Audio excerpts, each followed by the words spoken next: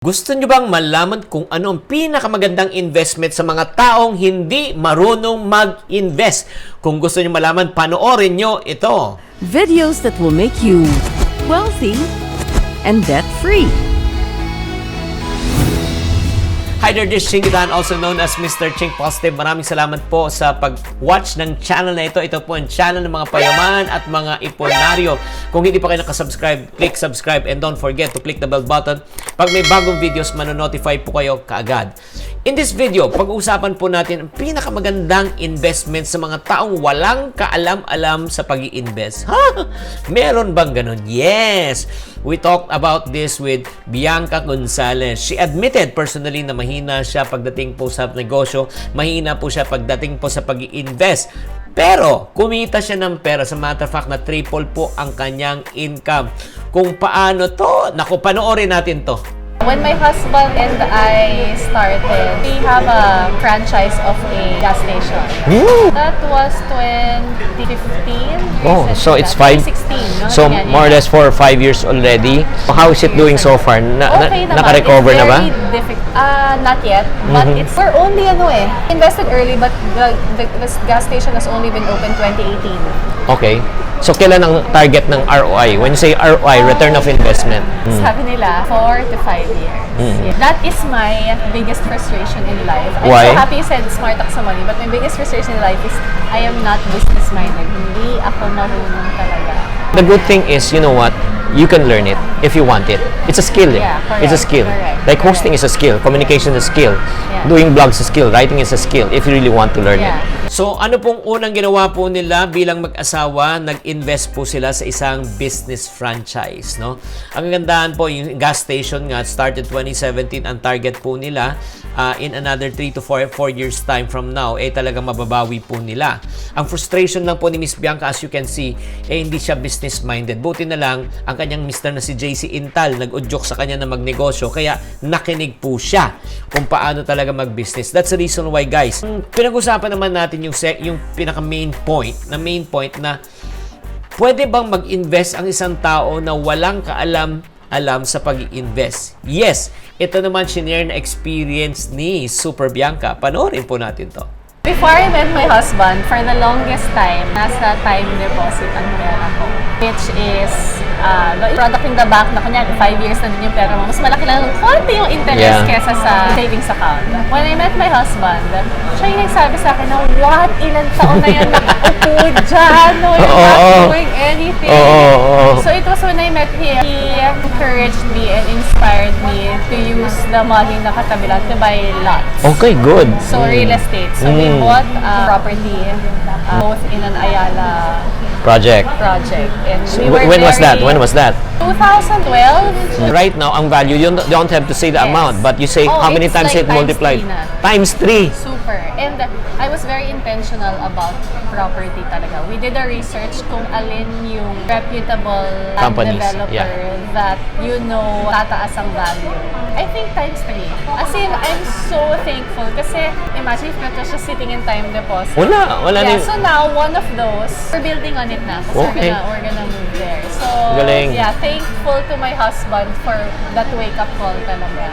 So, ang galing talaga, di ba? So, imagine mo, matagal na pala naka-time deposit ang kanyang pera na hindi tumutubo.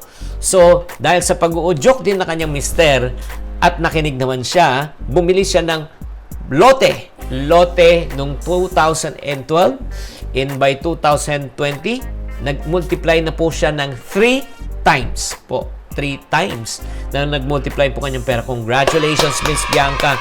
Kaya nga ang kagandahan po, di ba? Ito pong property, lupa, sa totoo lang, is a form of investment kahit wala kang kaalam-alam.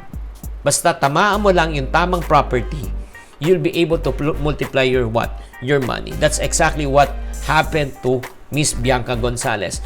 So, 2 things that we have observed kung paano siya kumita. Number 1, they made a research. So, nag-research muna sila kung ano talaga ang tamang property, kung saan ang tamang location, kung dito ba talaga tayo mag-i-invest. So, kung gusto nyo mag-research, ito ang tip ko po sa inyo, ask the experts. Ask people who had been there and done that.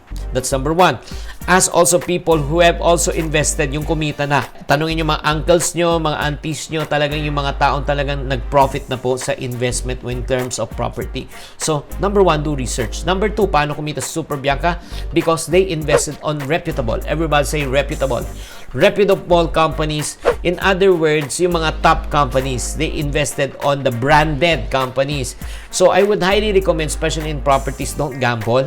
Mura nga ang nabili mo, pero ika nga, hindi naman nag-appreciate yung price. Patay ang pera mo. Mas maganda na mag-invest ka sa medyo mas mataas ng konti, pero reputable, branded siya. At the same time, kung gusto mong i-resell, ay pwede ka talagang kumita. So, guys, ito lang ang tanong ko sa inyo. Gusto nyo bang maging katulad ni, ay nako, Super Bianca na kahit walang kaalam-alam, pwede kang kumita sa property or probably a year.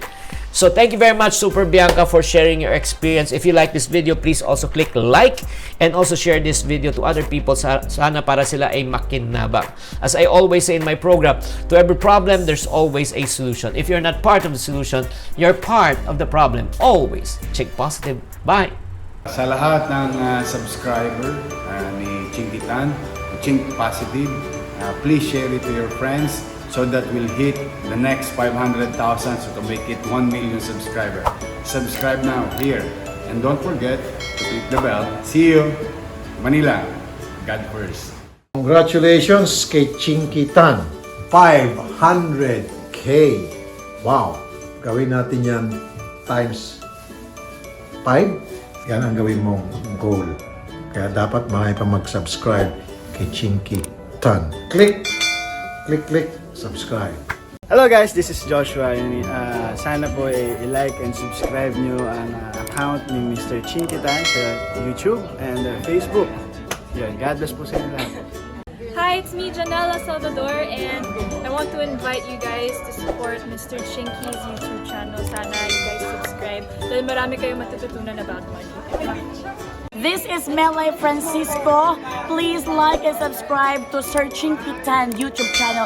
Just type Chinkee Tan YouTube channel para sa mga tipid-tipid tips. Go! Please follow Chinkee Tan's YouTube channel kung gusto nyong matuto tungkol sa pera, sa pagbabudget nyo ng pera nyo, at especially kung gusto nyong yumaman. Yes, please follow Chinkee Tan. Hi everyone! Please follow Chinkee Tan's YouTube channel. Mag-subscribe kayo, i-like ninyo, at syempre, don't forget to comment. To all the followers of Chinkee Tan sa YouTube niya, sa YouTube channel niya, please subscribe and continue to support my friend. Thank you for watching. If you want to keep on growing and to stay inspired, subscribe and hit the bell button to get notified.